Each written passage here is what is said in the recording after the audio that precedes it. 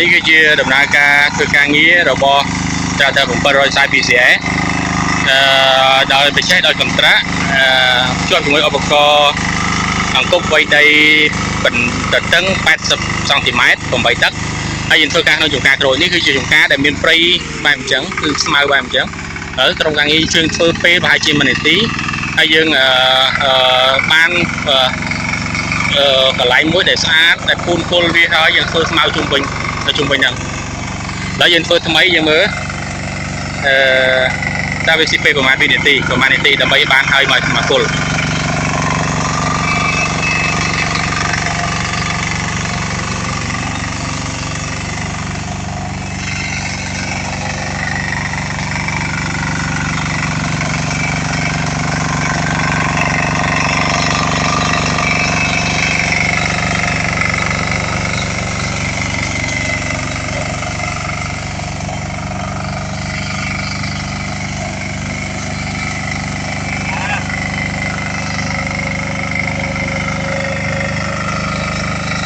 នេះគឺជាការក្រូចពោធិ៍សាត់ក្នុងខេត្តពោធិ៍សាត់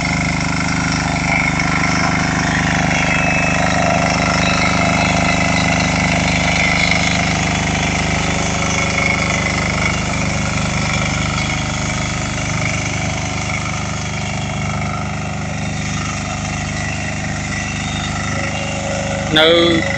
គឺ1នាទីគាត់គឺយើងបានប៉ុណ្ណឹងគឺធ្វើ